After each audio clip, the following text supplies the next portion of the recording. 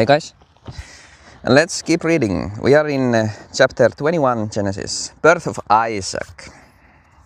Then Adonai visited Sarah just as he had said, and Adonai did for Sarah just as he had spoken.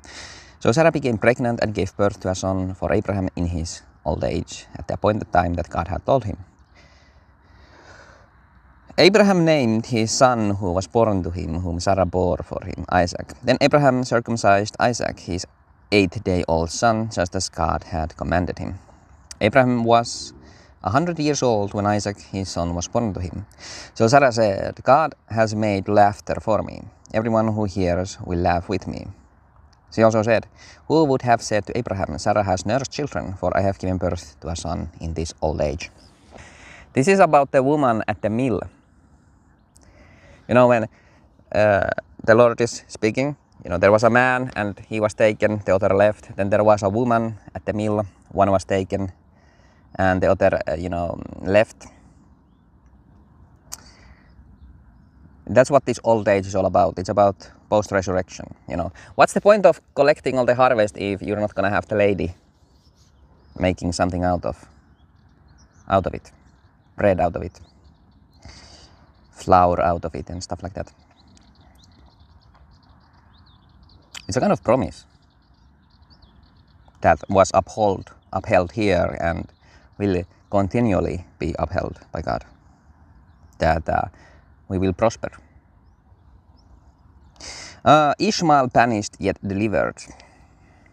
A lot of Arabs think and believe Ishmael is like their ancestor, this banished son that came because of Sarah's faithlessness, right? This is a story that has some loose ends between the Jews and the Arabs that will be rectified by God.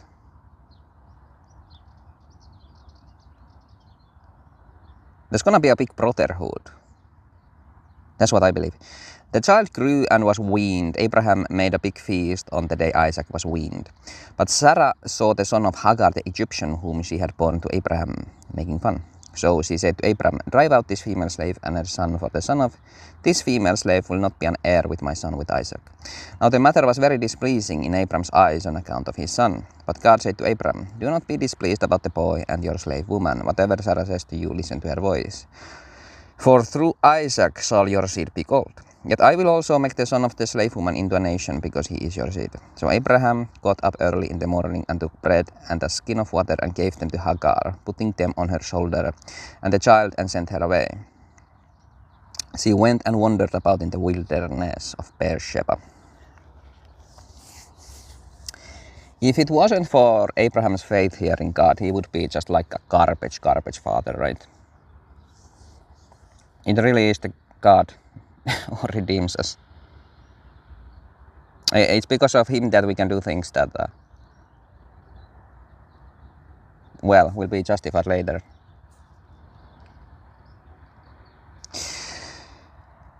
When the water from the skin was finished, she abandoned the child under one of the bushes. Then she went and sat herself down opposite, about a bowshot away, for she had said, I can't bear to see the child dying. So she sat down opposite and lifted up her voice and wept.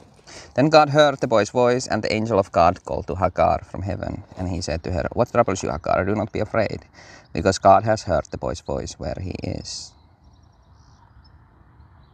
God will hear, that is Ishmael's voice. Get up, lift the boy up, and hold on to him with your hand, for I will make him a great nation.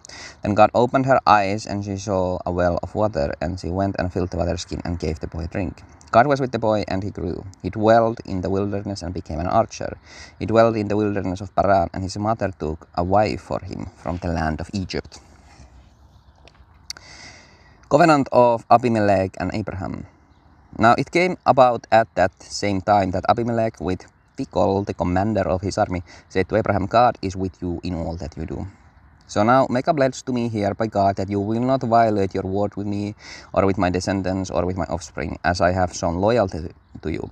Show the same to me and to the land in which you have lived as an outsider.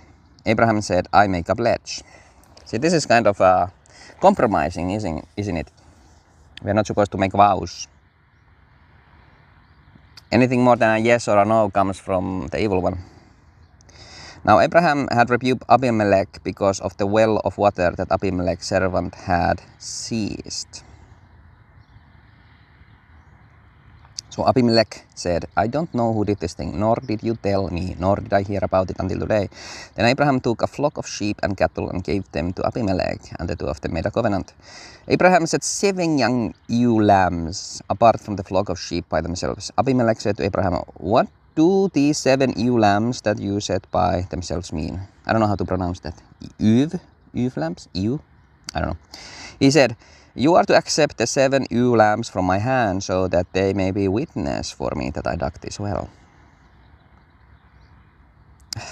Okay. Is that the 7 spirits of God? Is that what the lambs are about?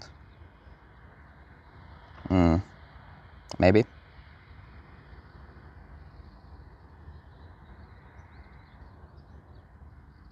So they are the witnesses. The 7 spirits of God are the witnesses. I'm not sure if I remember all of them.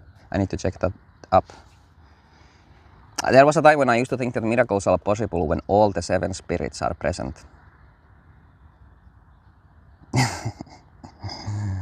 Maybe it is like that. Like that's the standard for when the works of the Father are revealed.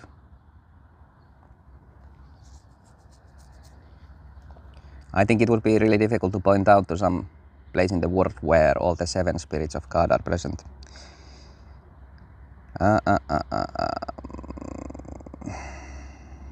This is why that place is named Beersheba, because there both of them made a pledge, and they made a covenant in Beersheba.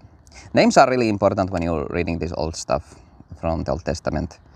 Like they basically give you the plot points. You always want to check them out. What does Beersheba mean? Because both of them made a pledge, so maybe it's some kind of a, contract place. Then Abimelech got up with Phicol, the commander of his army, and they returned to the land of the Philistines. Then he planted a tamarisk tree in Beersheba and called there on the name of Adonai, the everlasting God, the living God. He lived as an outsider in the land of the Philistines for many days.